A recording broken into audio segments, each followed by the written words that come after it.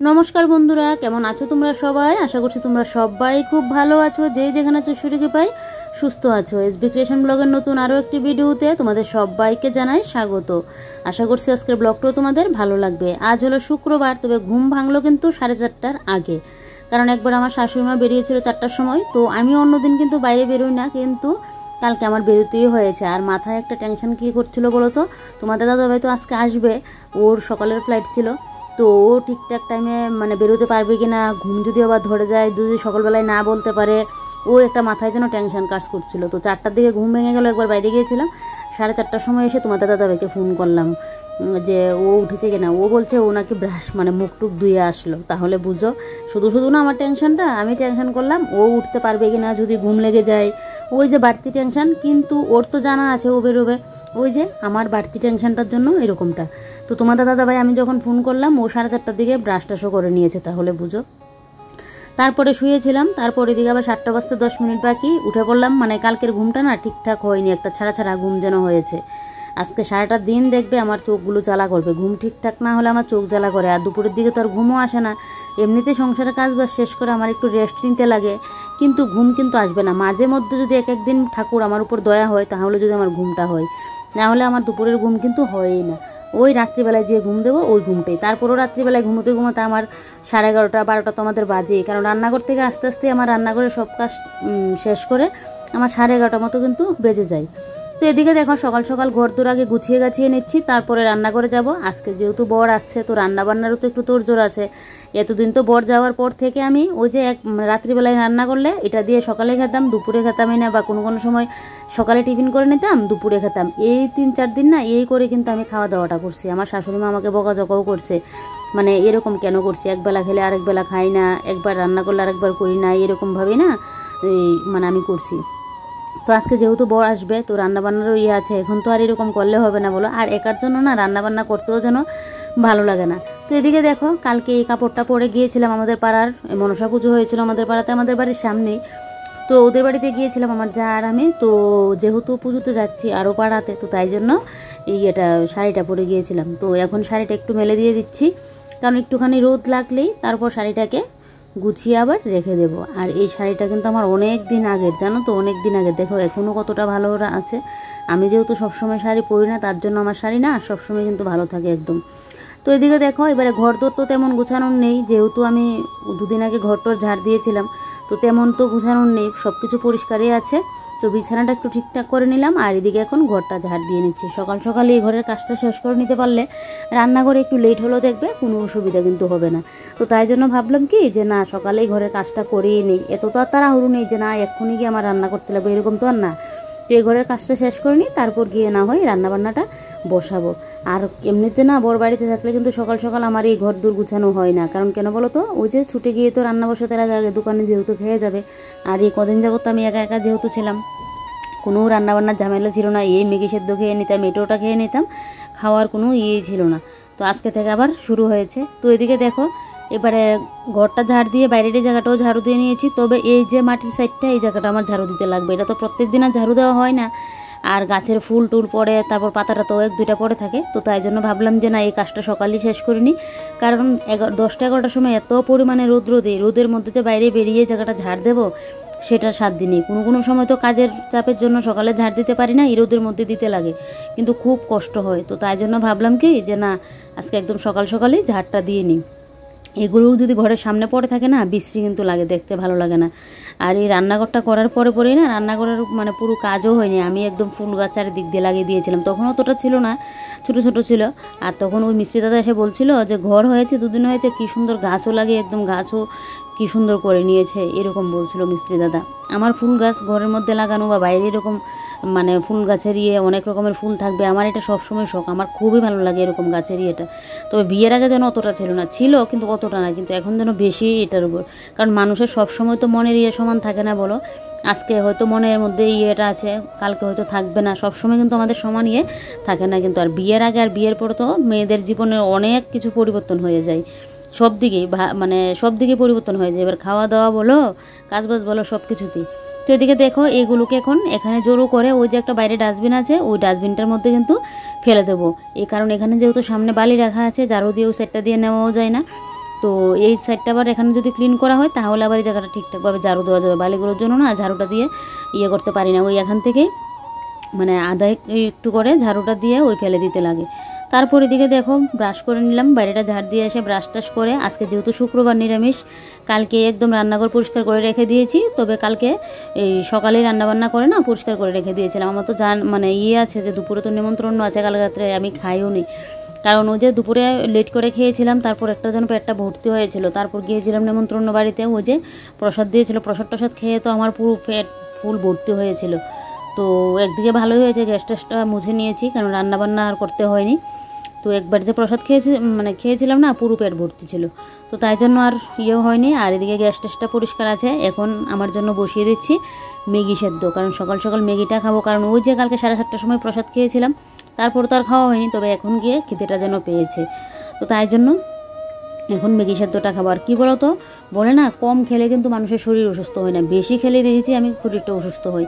কালকে দুপুরের খাবারটা যে খেয়েছি আমার মনে হয় ঠিকঠাক হজম হয়নি, তারপর ইনু খেতে হয়েছে, তারপর আবার গিয়ে খিচুড়ি প্রসাদ খেয়েছিলাম। খিচুড়ি প্রসাদ কিন্তু একটুখানি খেয়েছি, তারপরেও আমার এতটা কষ্ট হয়েছিল। তো না খাওয়াতে মানে 10:30 11টার দিকেও আমার খিদে লাগেনি, তো না খাওয়াতে একদিকে ভালোই হয়েছে। জোর করে যদি খেতাম তাহলে আরও অসুবিধা হতো। তো এখন তাই জন্য কিন্তু শরীরটা ঠিকঠাক আছে। এদিকে ম্যাগিটা সেদ্ধ বসিয়ে এসে ফ্রিজটা খুলে বসলাম, যে আজকে তো বরমশাই আসবে, বরের জন্য কী কী রান্নাবান্না করা যায় দেখা যাক, কী কী রান্নাবান্না করতে পারি। ভেবেছিলাম পেঁপের শাক করবো, তবে পেঁপে দেখছি ছোট্ট একটা পেঁপেটাও কীরকম একদম পুরো যেন মানে নেতিয়ে গেছে পেঁপেটা, কীরকম যেন একটা আছে পেঁপেটা, অনেক দিন হয়ে গেল তো তাই। তো এদিকে এবারে পেঁপে আর চাল কুমড়ো দিয়ে না হয় মানে শাকটা বানাবো, কারণ আমার বরের পেঁপের শাক খুব পছন্দ, তো তাই জন্য ভাবলাম কি যে না মানে পেঁপের শাকটাই করি।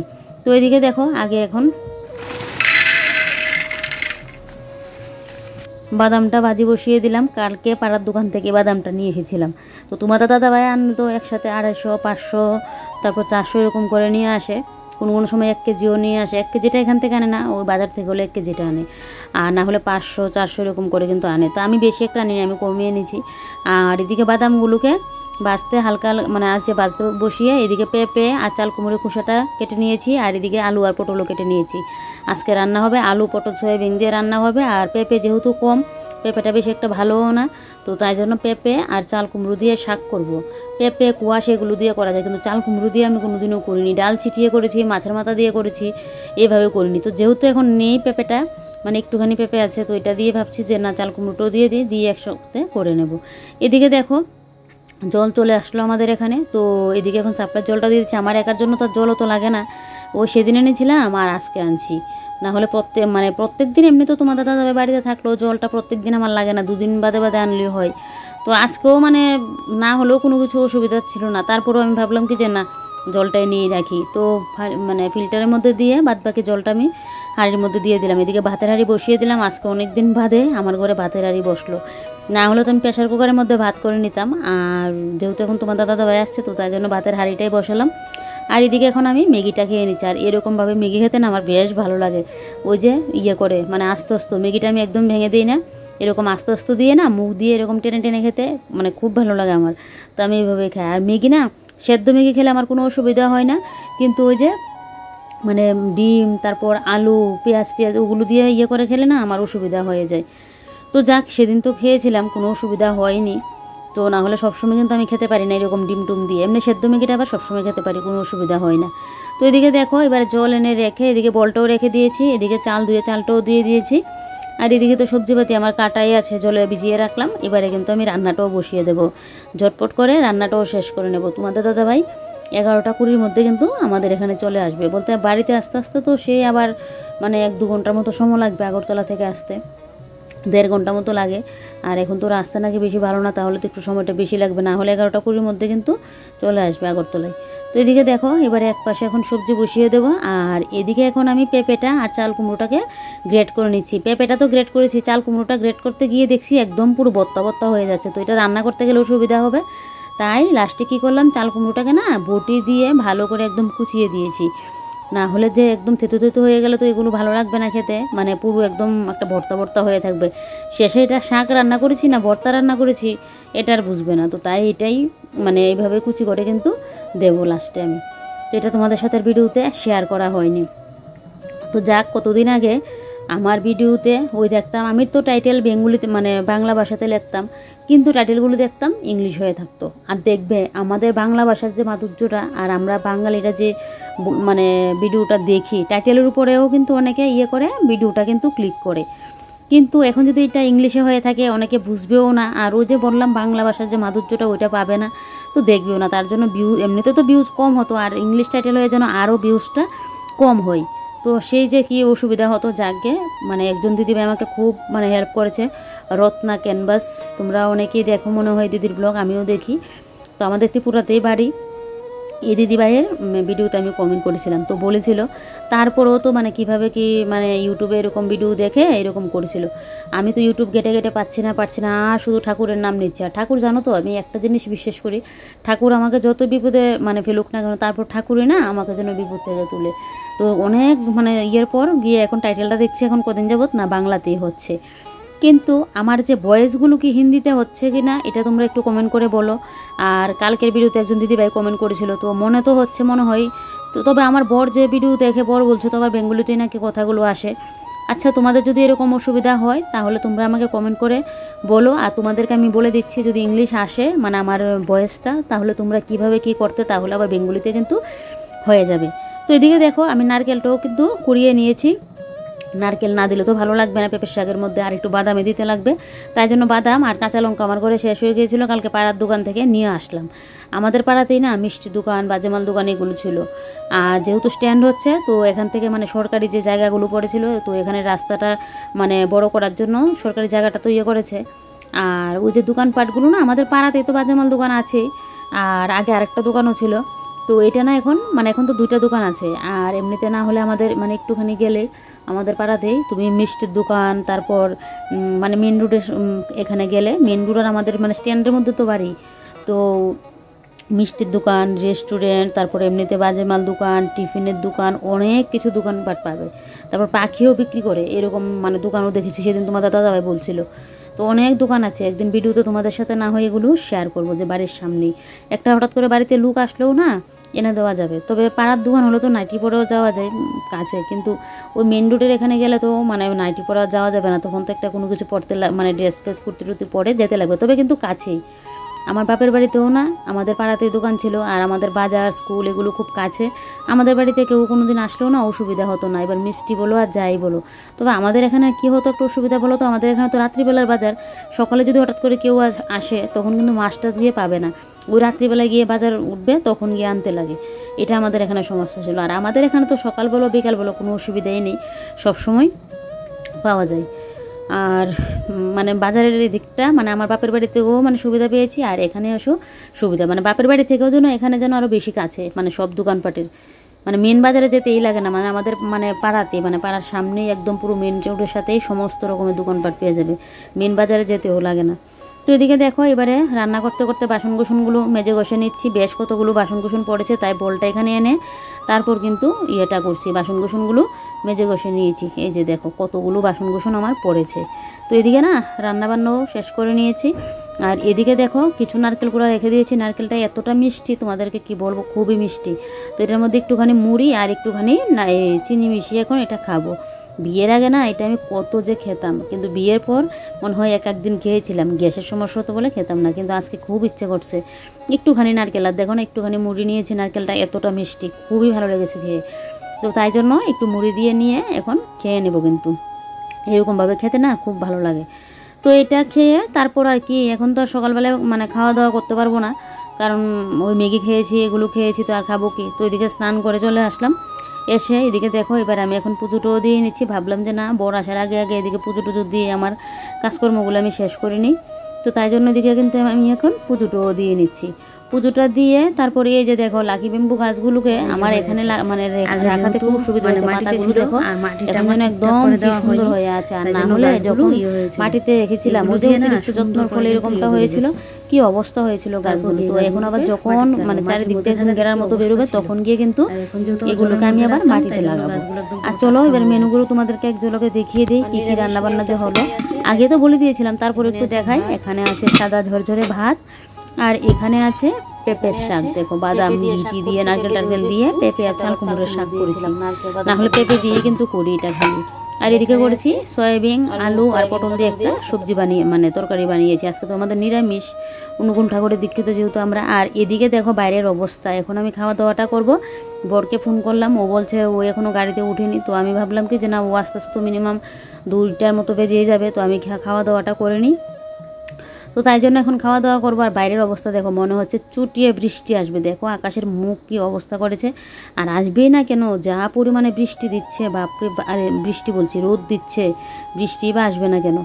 তারপর এদিকে দেখো বৃষ্টি তো আসেনি, আমি খাওয়া দাওয়া কমপ্লিট করে নিয়েছি। এদিকে বর্মশাইও চলে আসলো আর ব্যাগপত্র এখানে রাখলো। এবারে আমি একটা বালতি দিলাম, বলেছি কি ও যে হোটেলে ছিল ড্রেস ফ্রেস যা আছে ওই বালতিটার মধ্যে রাখতে, কালকে এগুলো সব কিছু কেচে দেবো। আর ওকে বললাম ড্রেস ফ্রেস চেঞ্জ করে আগে গিয়ে স্নানটা করে আসতে, তারপর যেন খাওয়া দাওয়াটা করে। ও যে হোটেল থেকে বিস্কিট খেয়ে বেরিয়েছিল, ওইটাই শুধু জল আর বিস্কিট। তো এখন বলছি স্নানটা করে এসে ফ্রেশ হয়ে তারপর যেন ভাতটা খেতে বসে। এদিকে আবার নেই কারেন্ট, তাহলে বুঝো কি অবস্থা হয়। তো যাক, বর এদিকে খাওয়া দাওয়া কমপ্লিট করে মনে হয় 10-15 মিনিট মতো রেস্ট করলো, আবার চলে গেল দোকানে, যেহেতু বাজার বার। আর আমি এদিকে সন্ধ্যা পুজো টুজো দিয়ে এবার মাথায় একটু তেল দিয়ে নিচ্ছি, কারণ আমার মানে চুলটা শ্যাম্পু করেছিলাম তো, আর মাথা যেন পুরো কীরকম হয়ে আছে। তো তাই জন্য একটু চুলটা তেল দিয়ে রাখছে, যাতে চুলটা একটু হয়ে থাকে। আগে তো পুরো পাখির বাসা ছিল, এখন তো স্ট্রেট করাতে খুব ভালো হয়েছে। তো দেখো স্ট্রেট তো আর সবসময় থাকবে না, তো চুলের মধ্যে তেল দিয়ে দিয়েছি। এইবারে চুলটাকে বেঁধে নেব, যাব এক জায়গায়। কোথায় যাব দাঁড়াও তোমাদেরকে বলছি। তার আগে তোমাদেরকে বলে দিই যে আমার মানে ভিডিওতে আমার ভয়েসগুলো যদি ইংলিশে আসে, তোমরা কি করবে, কি করলে তোমরা এটা বাংলাতে শুনতে পাবে। তাহলে তোমাদেরকে এবার বলে দিই কীভাবে কি করতে। তো ফার্স্টে তো আমার ভিডিওটা অন করবে, অন করার পর না ভিডিওটাকে একটু পাউজ করবে, মানে অফ করবে। ভিডিওটা পাউজ করে না, তারপর সেটিংয়ে গিয়ে অডিও ট্র্যাকে গিয়ে বেঙ্গলি আর ইংলিশে একটা অপশন আছে দেখবে, মানে বেঙ্গলি না ইংলিশ। তো আমি যেহেতু বাংলাতে ব্লগ করি, আমি মানে বাংলা ভাষাতে কথা বলি, তো তোমরা বেঙ্গলিটাই সিলেক্ট করবে। অডিও ট্র্যাক বলে একটা কিন্তু অপশন আসবে, এই সেটিংয়ে গিয়ে উপরে দেখবে একটা সেটিংয়ে গিয়ে থাকবে। ও মানে ভিডিওটা কিন্তু পজ করে তারপরে কিন্তু এটা করতে লাগবে। তো তারপর সেটিংয়ে গিয়ে অডিও ট্র্যাক বলে একটা অডিও ট্র্যাকে গিয়ে বেঙ্গলি আর বললাম তো ইংলিশে অপশনটা আছে, তো বেঙ্গলিতে ক্লিক করবে, তাহলে দেখবে আমার কথাগুলো কিন্তু বাংলাতে আসবে। যদি ইংলিশে আমার কথাগুলো আসে তাহলে না এইভাবে করলে, বেঙ্গলিতে ক্লিক করলেই দেখবে আমার কথাগুলো বাংলাতে কিন্তু আসবে। তো শর্মিষ্ঠা কর্মকার দিদিভাই আমাকে কমেন্টটা করে মানে বলেছিল কমেন্টটা করে যে আমি যেন এইভাবে বলি। তো বোন হবে না দিদি হবে আমি তো জানি না, তারপরেও বলছি বোন দিদি যেই হও, তো অনেকটা মানে ভালো হয়েছে তুমি কমেন্টটা করাতে, কারণ আমি তো আর আমার নিজের ভিডিও নিজে দেখি না, তাহলে আমি বুঝতেও পারছি না। আর বড় দেখছিলাম সেদিন বলছিল বেঙ্গলিতে নাকি আসছে, তো জানি না এখন আবার সবার একরকম নাও হতে পারে। তো অনেকটা ধন্যবাদ গো আমাকে কমেন্টটা করার জন্য, না হলে তো আমি কথাটা বলতামই না। তো তোমাকে অনেকটা ধন্যবাদ আমাকে বলে দেওয়ার জন্য। তো আমি তো এখন সবাইকে বলে দিয়েছি, তোমরা কিন্তু এরকম ইংলিশ আসলে কিন্তু তোমরা এটা বেঙ্গলিতে গিয়ে ক্লিক করবে। এই ভিডিওটা পজ করে সেটিংয়ে গিয়ে অডিও ট্র্যাক বলে একটা অপশন আছে, বলে দিয়েছি। তো এভাবে তোমরা ভিডিওটা দেখো। ইউটিউব যে এক সময় কি করে এরকম হয় না, একদম ভিডিওর পুরো ভিউজটা কমে গিয়েছে, যা অবস্থার কি বলি। তো চলো এদিকে এখন টাকা নিয়ে নিয়েছি, যাবো একটু দোকানে, আমার কয়েকটা জিনিস নেওয়ার আছে। তো চলো তোমরাও সাথে চলো আমার সাথে।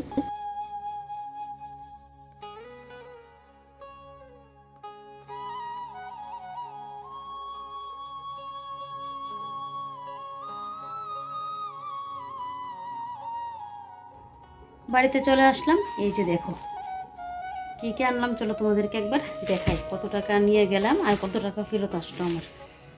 মানে কোথাও বেরোলেই না দেখবে কেন, মানে দোকানে গেলেই দেখবে টাকা কিন্তু খরচা হবে। আর এত পরিমাণে গরম লাগছিল, সন্ধ্যাটা দিয়েই মোবাইলের আমার এই ট্যাগ টাইটেলের কাজ ছিল, ওইটাই করেছি। তারপর তারপর গেলাম দোকানে, কারণ আজকে তো দুপুরবেলায় শুধু ভাত খেয়েছিলাম, সকালে যেহেতু এই ম্যাগি সেদ্ধ খেয়েছিলাম, আমি সকালে ভারী টিফিন খেতেই পারি না। আর এখন তোমার দাদাভাই তো যাওয়ার পর থেকে আগের দিন ভাত রান্না করে রাখতাম, সকালে একবার খেতাম, দুপুরে খেতাম না, করে চলছিল। তো আজকে দুপুরে খেয়েছিলাম 1টার সময়, তারপর তো আর খিদেই লাগেনি। আর এখন গিয়ে আমার খিদে লেগেছে, তো এখন ভারী টিফিন করলে আবার রাত্রিবেলায় খেতে পারবো না, হালকা টিফিন করব। তো তোমাদেরকে আগে দেখিয়ে নিই, তারপর চাটা বসাই, আর এদিকে আমার মাকেও ফোন করব। তো এদিকে দেখো এখানে কী কী নিয়ে আসলাম, দাঁড়াও ওইখানটায় গিয়ে তোমাদেরকে দেখাই। এই যে দেখো এটা নিয়ে আসলাম, এটা চা দিয়ে খেতে বেশ ভালো লাগে, 5টা নিয়েছে 10 টাকা। আর এদিকে এটা নিয়ে আসলাম আমার ঠাকুরের জন্য, এটা আর এখানে রাখছি না, এটা এখানে রেখে দিই, ঠাকুরের জন্য নিয়ে আসলাম। আর এই যে এই আমুল দুধটা চেয়েছিলাম 500 ইয়েটা আনতে, 500 বা 1 লিটার এরকম চেয়েছিলাম আনতে। চেয়েছিলাম 500টাই, তো 500টা নেই, তো বলেছিলাম 1 লিটারটা আছে কিনা, বলছেন নেই, 200 নাকি আছে। তো এটা নিয়েছে 17 টাকা, আর নিয়েছে 10 টাকা। আর ওই যে ইয়েটা আনলাম, এটা নিয়েছে 10 টাকা। আর কত আসলো বলো তো? এখানে আমার আসলো 13 টাকা আসলো। নিয়েছিলাম 50 টাকা। তো সেই একটার সময় খেয়েছিলাম, তারপর আর দুপুরে খাবো কি বলো? আর সকালবেলায় তো ম্যাগি, তারপর নারকেল দিয়ে মুড়ি দিয়ে খেয়েছিলাম। খাওয়ার শুধু আমার গন্ডগোলই হচ্ছে বর যাওয়ার পর থেকে। তো তাই এখন একটু খিদে পেয়ে গেছে, তো তাই জন্য এখন একটু কড়া করে চাটা বানিয়ে নিয়েছি। তবে চা পাতা একটু বেশি দিয়ে দিয়েছি, পরে খেয়ে বুঝলাম। আর এগুলো খেতে না আমার খুব ভালো লাগে। তো চলো এবারে চা টিফিনটা করি, আর আজকের ব্লগটাও এখানে শেষ করি। তোমরা সবাই ভালো থেকো, সুস্থ থেকো, সাবধানে থেকো। ভিডিওটা ভালো লাগলে লাইক, কমেন্ট আর শেয়ার করতে কিন্তু ভুলো না।